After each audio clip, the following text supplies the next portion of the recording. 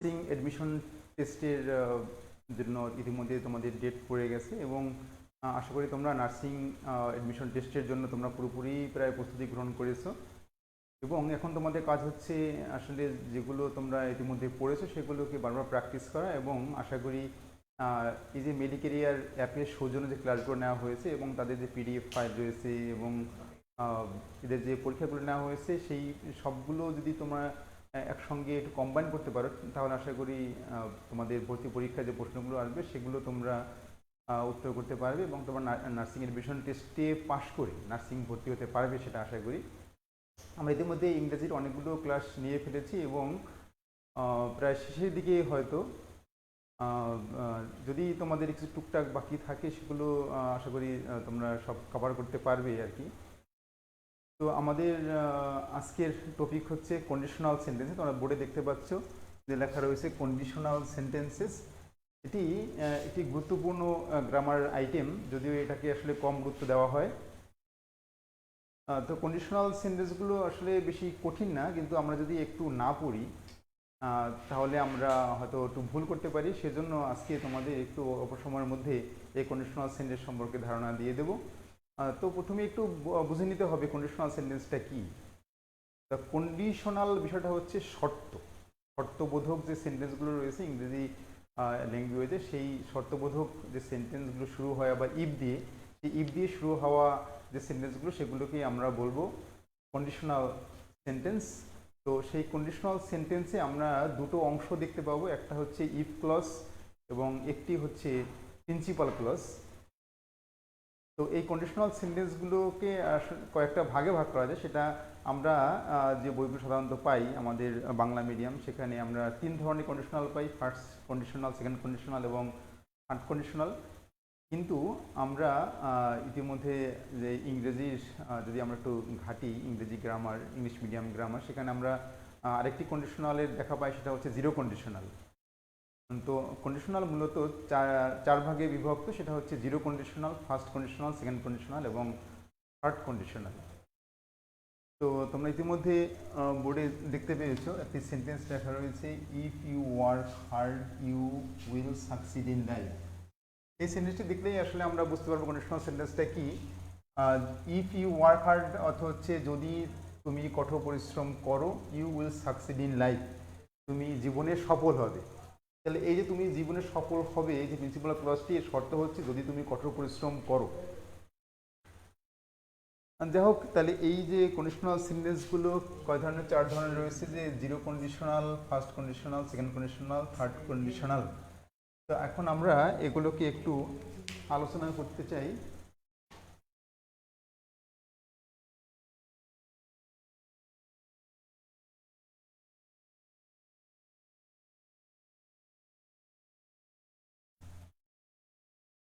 আমি তোমাদেরকে কিছু এক্সাম্পল দিয়ে এবং স্ট্রাকচার দিয়ে একটু বুঝিয়ে দেব। প্রথমে আসি আমরা zero conditional.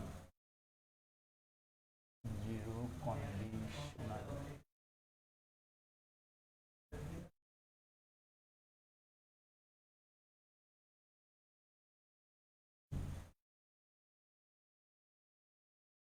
if it rains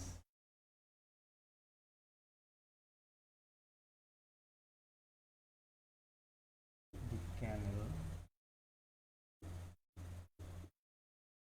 fills with water.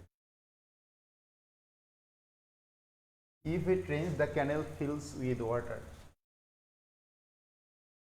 If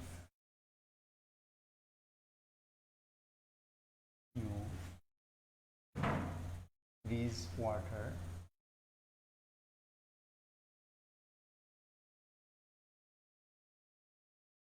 it becomes ice. If the babies are hungry,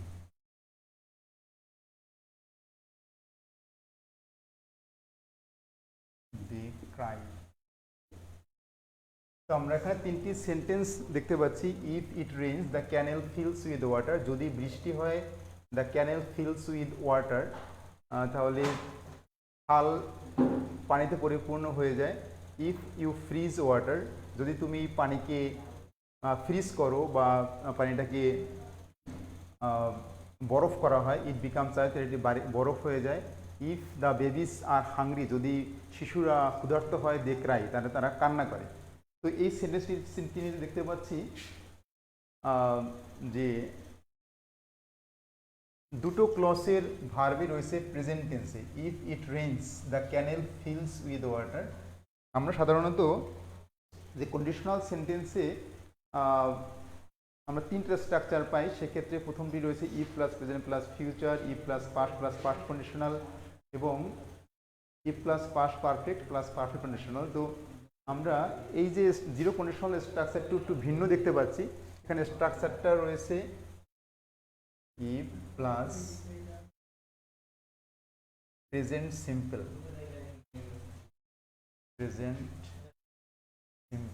plus present simple.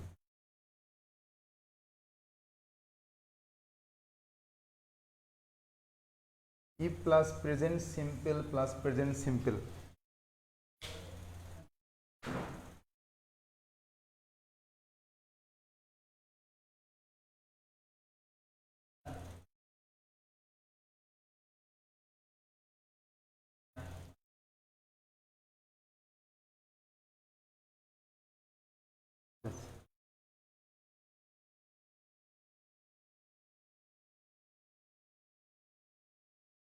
যাই হোক,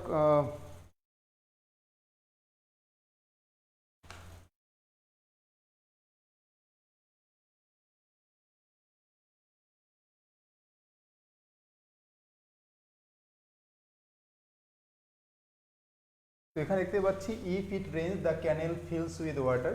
তো জিরো কন্ডিশনালটা হচ্ছে আমরা যখন কোনো রিয়াল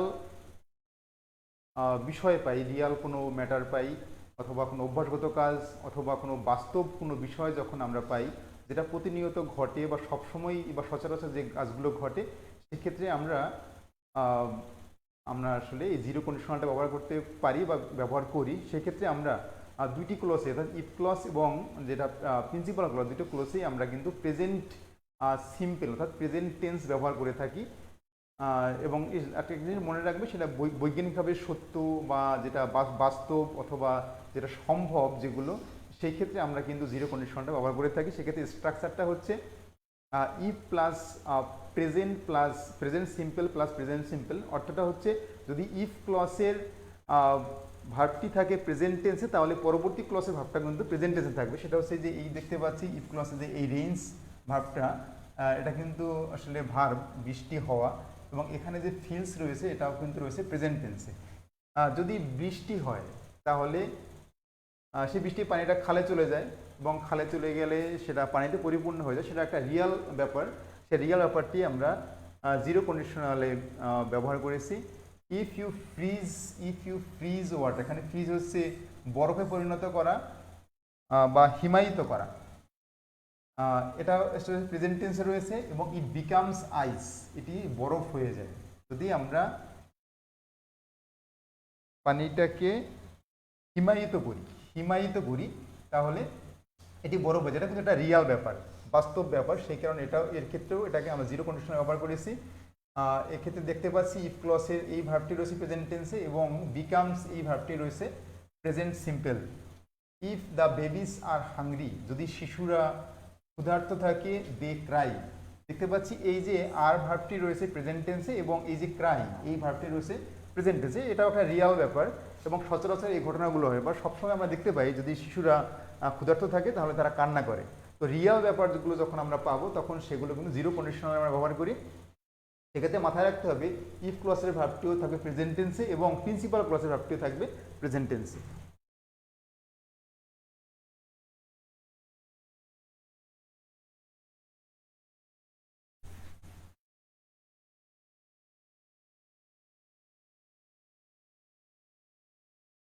এবার আসি আমরা ফার্স্ট কন্ডিশনাল।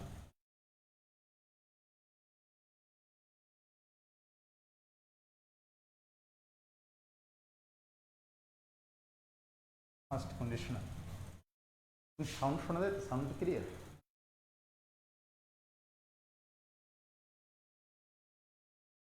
তো কমেন্ট তো আসছে দুটো।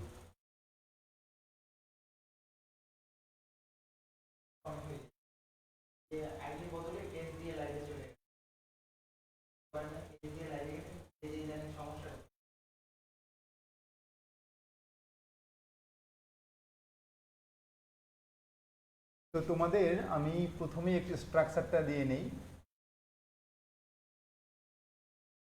if plus present plus future, if plus present plus future. First conditional structure হচ্ছে if plus present plus future. তা আমরা একটু ফিউচার টেন্সের স্ট্রাকচারটা একটু জেনে নিই। সাবজেক্ট প্লাস শ্যাল বা উইল প্লাস ভার্বের base form.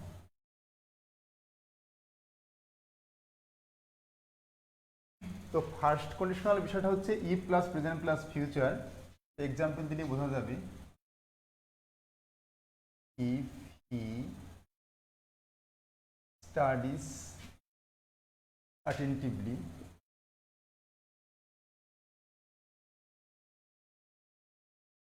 he will pass in the exam. If he studies attentively, he will pass in the exam. তো if plus present plus future অর্থ হচ্ছে যদি if ক্লসের ভার্বটি থাকে প্রেজেন্ট টেন্সে, এখানে দেখতে পাচ্ছি স্টাডিজ এই ভার্বটি রয়েছে প্রেজেন্ট টেন্সে, তো তাহলে পরের ক্লসের ভার্বটি হবে ফিউচার টেন্সে, অর্থাৎ ফিউচার ইনডেফিনিট। ফিউচার ইনডেফিনিটের স্ট্রাকচার আমাদের লিখে দিয়েছি, সাবজেক্টের পরে শ্যাল বা উইল হবে প্লাস ভার্বের হবে বেস ফর্ম। আচ্ছা, তোমাদের আরেকটু বিষয় বলে রাখি যে আমরা বেশিরভাগ সময় দেখতে পাবো যে ইফ ক্লসের ক্ষেত্রে ইফ ক্লসটা বাক্যের শুরুতেই থাকে, কোনো কোনো সময় ইফ ক্লসটা কিন্তু বাক্যের মাঝেও থাকে। সেক্ষেত্রে আমাদের যে উল্টো স্ট্রাকচার সেটা একটু দেখে নিতে হবে। সেটা হচ্ছে এরকম, প্রথম যে ফিউচার থাকে প্লাস ইফ প্লাস প্রেজেন্ট। যদি প্রথম ক্লসে ফিউচার টেন্স থাকে তাহলে পরের ক্লসে কিন্তু প্রেজেন্ট টেন্সে হবে। যেমন I shall go to college. I shall go to college if you come. তো যদি দেখতে পাচ্ছি যে প্রথম ক্লসটি যে ফিউচার টেন্স থাকে I shall go to college future tense থাকে, তাহলে ইফ যুক্ত যে ক্লসটি সেখানের ভার্বটা কিন্তু অবশ্যই প্রেজেন্ট টেন্সে হবে। যেমন if plus present plus future, ঠিক উল্টোভাবে আমাদের দেখি future plus if plus present. অর্থাৎ যদি দেখি যে প্রথম ক্লসটি বা প্রিন্সিপাল ক্লসটি আছে ফিউচার টেন্স, তাহলে ইফ ক্লসের ভার্বটি হবে অবশ্যই প্রেজেন্ট টেন্সে। সেক্ষেত্রে মাথায় রাখতে হবে আমাদের মূল যে স্ট্রাকচারটি রয়েছে ইফ প্লাস প্রেজেন্ট প্লাস ফিউচারটি আমরা মনে রাখতে পারলে যে আমরা উল্টো যদি আসে সেটা আমরা মনে রাখতে পারবো। এবং তোমাদের পরীক্ষার সময় কিন্তু এমন হতে পারে যে ইফ ক্লসে ভার্বটা দেওয়া আছে, তাহলে পরের ক্লসে যে ভার্বটা সেখানে হয়তো ভার্বটি দেওয়া নাই বা পরের অংশ দেওয়াই নাই, তাহলে তোমার সেটা বুঝে সেই ভার্বটিকে বসাতে হবে। এবং যদি তোমরা স্ট্রাকচারটা মনে রাখতে পারো কন্ডিশনাল সেন্টেন্সে, তাহলে তোমাদের সেই ভার্বটি বসাতে ভুল হবে না আশা করি।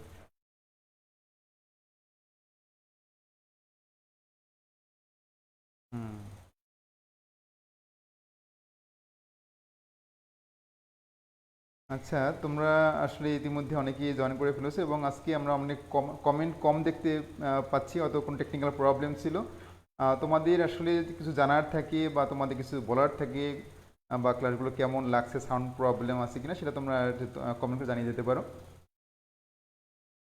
আর কন্ডিশনাল সেন্টেন্স সম্পর্কিত কোনো প্রবলেম থাকলে তোমরা সেটাও বলতে পারো।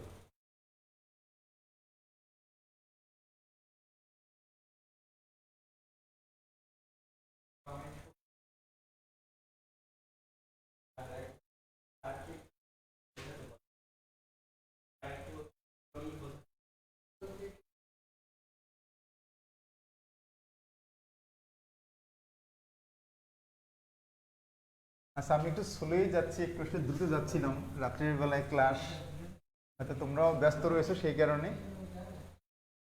আচ্ছা, আমরা একটু দ্রুত শেষ করে আমরা শেষে একটু আজকে প্র্যাকটিস করার চেষ্টা করব, কারণ আসলে কন্ডিশনাল সেন্টেন্সটা একটু প্র্যাকটিস না করলে আসলে এটা শেখা যাবে না।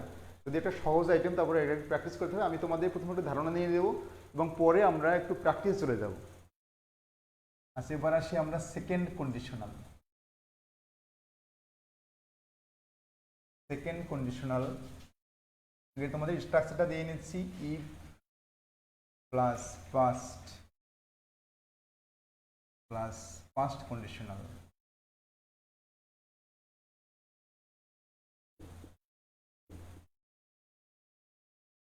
আচ্ছা, ইফ প্লাস পাস্ট কন্ডিশনাল। কারণ পাস্ট কন্ডিশনাল স্ট্রাকচারটা দিয়ে নিচ্ছি তোমাদের, সাবজেক্টের পরে উড হবে, উড, মাইট বা could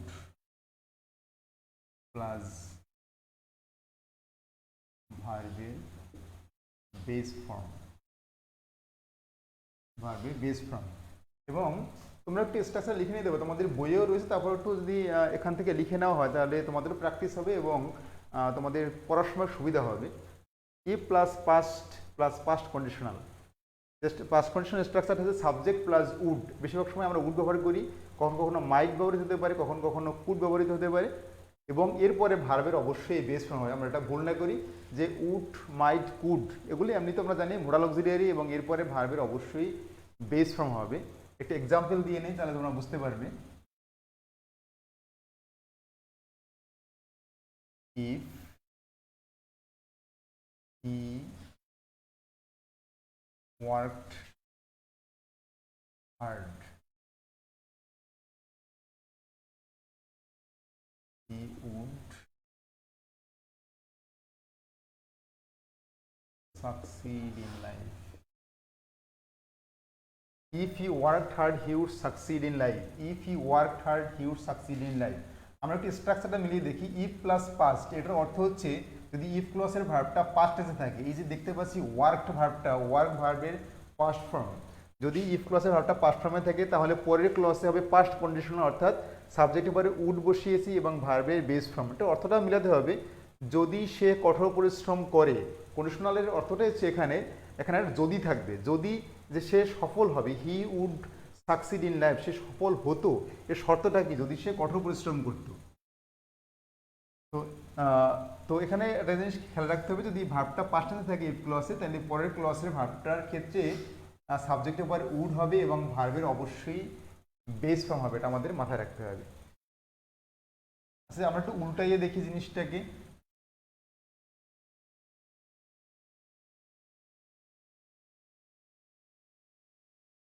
He would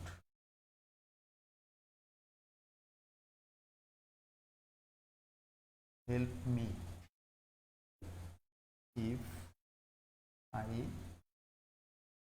wanted. If I wanted. He would help me if I wanted. সে আমাকে সাহায্য করতো যদি আমি চাইতাম। তো দেখতে পাচ্ছি যে এই যে প্রথম ক্লসে সাবজেক্টের পরে উড রয়েছে এবং ভার্বের বেস ফর্ম। যে সাবজেক্টের পরে উড থাকে প্লাস ভার্বের বেস ফর্ম থাকে, তাহলে ইফ ক্লসের ভার্বটা অবশ্যই কিন্তু পাস্ট ইনডেফিনিটে হবে, অর্থাৎ পাস্ট টেন্সে হবে। এটা দেখতে পাচ্ছি এই যে ভার্বটি রয়েছে ওয়ান্টেড। তো আমরা যেমন আগের যে স্ট্রাকচারে দেখিয়েছিলাম, সেখানে দেখিয়েছিলাম যে if plus present plus future, আবার future plus if plus present.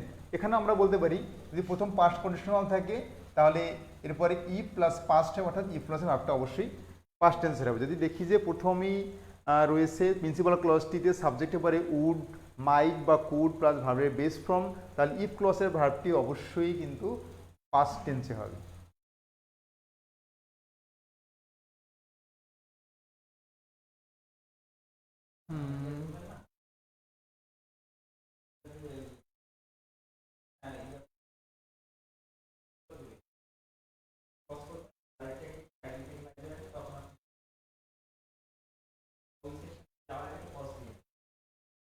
আচ্ছা, তো আমরা দেখতে পাচ্ছি কিছু কিছু কমেন্ট চলে আসছে। একজন বলছে সাউন্ড কম। সাউন্ড কি কম আছে?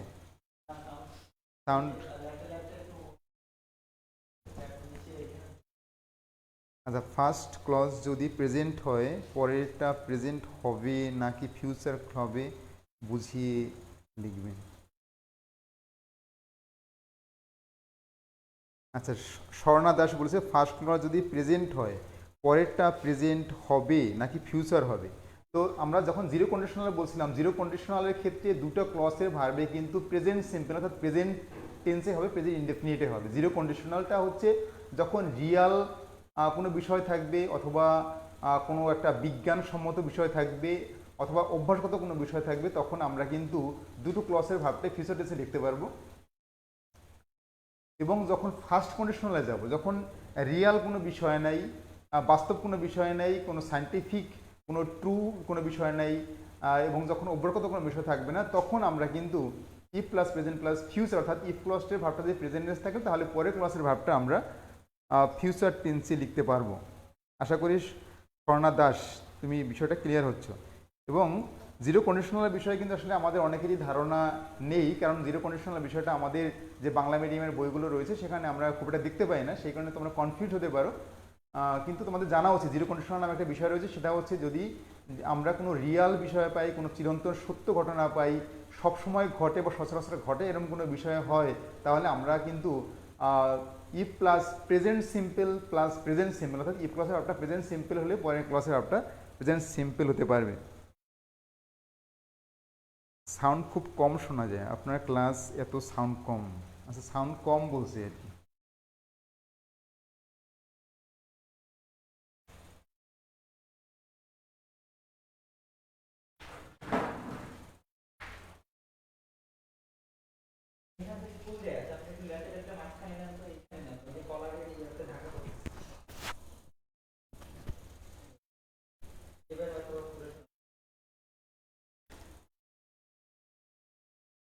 আচ্ছা, আমরা মোটামুটি সেকেন্ড কন্ডিশনাল শেষ করে ফেলেছি, এখন আমরা থার্ড।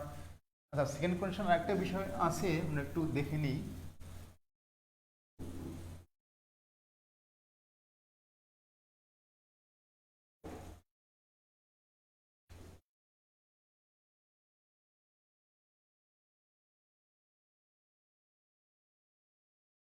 ইফ আই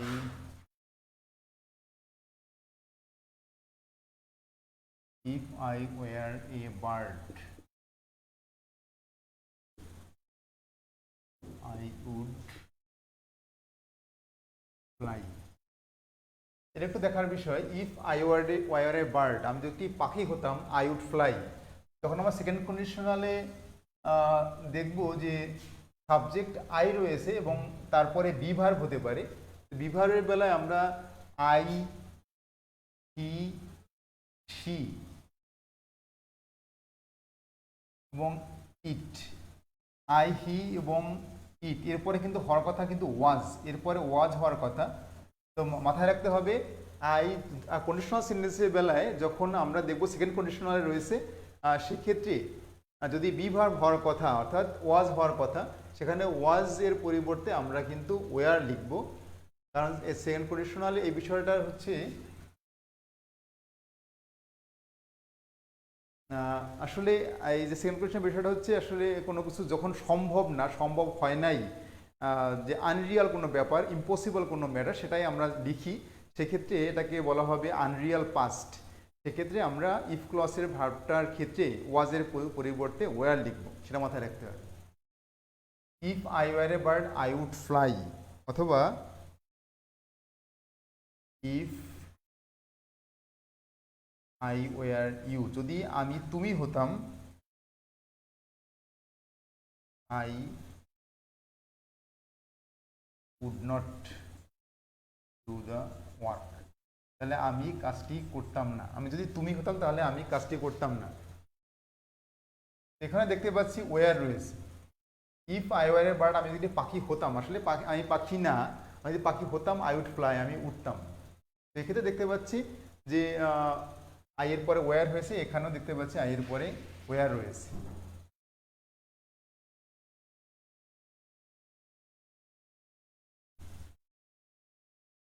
এবার আমরা চলে যাবো থার্ড কন্ডিশনাল। থার্ড কন্ডিশনাল দেখি এরকম।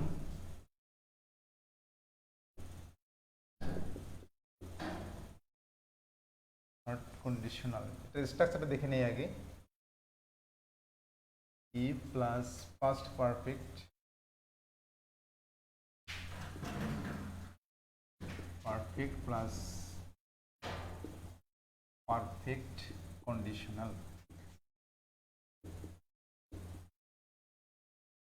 if plus past perfect, if plus past perfect plus perfect conditional. যদি ইফ ক্লজের ভার্বটা পাস্ট পারফেক্ট টেন্সে থাকে, তোমাদের আসলে এই টেন্স এইটা করতে গিয়ে তোমাদের টেন্স বিষয়ে একটু ভালো ধারণা দরকার। কারণ যদি পাস্ট পারফেক্ট টেন্স না চিনতে পারো তোমরা, তাহলে এটা আসলে পরবর্তী যে ক্লজটা পাস্ট কন্ডিশনাল হবে সেটা আমরা ঠিকঠাক মতো লিখতে পারবো না। তো আগে জানতে হবে পাস্ট পারফেক্ট টেন্সের স্ট্রাকচারটা কি এবং পারফেক্ট কন্ডিশনালের স্ট্রাকচারটা কি। আগে তোমাদের একটু পারফেক্ট কন্ডিশনাল স্ট্রাকচারটা শিখিয়ে নিই। এটা হচ্ছে subject plus would have, would have plus ভার্বের past participle form,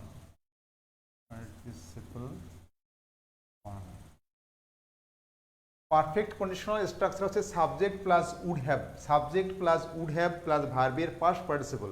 তো আমরা আগে দুটা যে কন্ডিশনাল ছিল সেখানে কিন্তু আমরা উইল, শ্যাল এবং উইলের পরে বলছিলাম যে ভার্বের বেস ফর্ম, এবং উড, কুড, মাইটের পরেও ভার্বের বেস ফর্ম। কিন্তু যেহেতু এখানে উড হ্যাভ রয়েছে, আমরা এমনিতেও জানি যে হ্যাভ, হ্যাজ, হ্যাডের পরে ভার্বের পাস্ট পার্টিসিপল ফর্ম বসে। তো আমাদের এই পারফেক্ট কন্ডিশনালের ক্ষেত্রে মাথায় রাখতে হবে সাবজেক্টের পরে উড হ্যাভ হবে এবং এরপরে ভার্বের কিন্তু অবশ্যই পাস্ট পার্টিসিপল ফর্ম হবে। আর একটা জিনিস দেখি, if plus past perfect, if I had seen him, if I had seen him। তো পাস্ট পারফেক্ট টেন্সের স্ট্রাকচারটা হচ্ছে সাবজেক্টের পরে হ্যাড, এরপরে মূল ভার্বের পাস্ট পার্টিসিপল ফর্ম, সাবজেক্টের পরে হ্যাড, এরপরে মূল ভার্বের পাস্ট পার্টিসিপল, এটা হচ্ছে পাস্ট পারফেক্ট টেন্স। যদি ইফ ক্লজের ভার্বটা পাস্ট পারফেক্ট টেন্স থাকে তাহলে পরে হবে perfect conditional, I would have told him, I would have told him the matter। তো এখানে দেখতে পাচ্ছি সাবজেক্টের পরে উড হ্যাভ রয়েছে এবং ভার্বের পাস্ট পার্টিসিপল, ভার্বের পাস্ট পার্টিসিপল। যদি আমি তাকে দেখতাম, যদি আমি তাকে দেখতাম তাহলে আমি তাকে বিষয়টি বলতাম। তো এই যে থার্ড কন্ডিশনালের বিষয়টা কিন্তু একটা অসম্ভব ব্যাপার। আমরা কখন এই থার্ড কন্ডিশনাল ইউজ করি? যখন আসলে কোনো একটা ঘটনা সত্য হয়নি বা সম্ভব হয়নি, সেক্ষেত্রে আমরা কিন্তু থার্ড কন্ডিশনাল ব্যবহার করি। কীরকম? যে ইফ আই হ্যাড সিন হিম, যদি আমি তাকে দেখতাম, আসলে তাকে তো আসলে আমি দেখিনি। তো সেই কারণে অবশ্যই আমরা এটাকে বলবো যে এটা হচ্ছে অসম্ভব একটা ব্যাপার। তো যদি আমরা দেখি যে ইফ ক্লজের ভার্বটি এরকম পারফেক্ট টেন্সে রয়েছে, তাহলে অবশ্যই যে পরের ক্লজটির ভার্বটার ক্ষেত্রে আমরা পারফেক্ট কন্ডিশনাল বসাবো, সেটা হচ্ছে সাবজেক্টের পরে উড হ্যাভ হবে, এরপরে মূল ভার্বের অবশ্যই পাস্ট পার্টিসিপল ফর্ম বসবে। যেমন আই উড হ্যাভ বসিয়েছি এবং এরপরে ভার্বের পাস্ট পার্টিসিপল ফর্ম। তো আমরা এই যে থার্ড কন্ডিশনালের আরেকটি ব্যতিক্রমী বিষয় রয়েছে, সেটা হচ্ছে আমরা থার্ড কন্ডিশনালে হ্যাড দিয়েও শুরু করতে পারবো থার্ড কন্ডিশনালটা। যেমন had I seen him, if I had seen him না বলে had I seen him. If I had seen হিমের যেরকম অর্থ এবং হ্যাড আই সিন হিমের কিন্তু একই অর্থটা মাথায় রাখতে হবে। থার্ড কন্ডিশনাল যেরকম হ্যাড দিয়ে শুরু হতে পারবে এবং হ্যাডের অর্থটা অনেকটা যদি, ইফের মতো হবে। হ্যাড আই সিন হিম এর অর্থটা হচ্ছে যদি আমি তাকে দেখতাম। যদি হ্যাড দিয়ে কোনো বাক্য শুরু হয় তাহলে মাথায় রাখতে হবে এটা কিন্তু থার্ড কন্ডিশনাল। তাহলে থার্ড কন্ডিশনালের যে স্ট্রাকচার রয়েছে সেই স্ট্রাকচার অনুসারে পরবর্তী অংশে আমরা জানি কি পারফেক্ট কন্ডিশনাল হবে।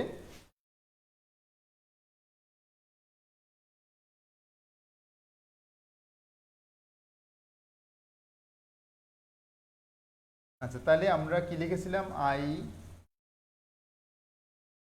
Would have. আমরা একটু ব্যতিক্রম একটু আগেরটার সঙ্গে না মিলিয়ে বলি, if I had seen him I would have stopped, I would have stopped my car. If I had seen him অথবা had I seen him, আমি যদি তাকে দেখতাম, I would have stopped my car, আমি আমার গাড়িটি থামাতাম। তো মাথায় রাখতে হবে হ্যাড দিয়ে যদি কোনো সেন্টেন্স শুরু হয় সেটাকে ধরতে হবে আমাদের থার্ড কন্ডিশনাল। আসলে পরীক্ষায় কিন্তু তোমাদের স্বাভাবিক যে নিয়মগুলো রয়েছে সেই স্বাভাবিক নিয়মগুলো কিন্তু অনেক সময় আসে না, একটু ব্যতিক্রমী নিয়মগুলোই আসে। সেজন্য এই যে ব্যতিক্রমী যে বা এক্সেপশনাল যে নিয়মগুলো রয়েছে সেগুলো আমাদের একটু অবশ্যই খেয়াল রাখতে হবে। তাহলে আশা করি আমরা পরীক্ষার সময় ভালো করতে পারবো।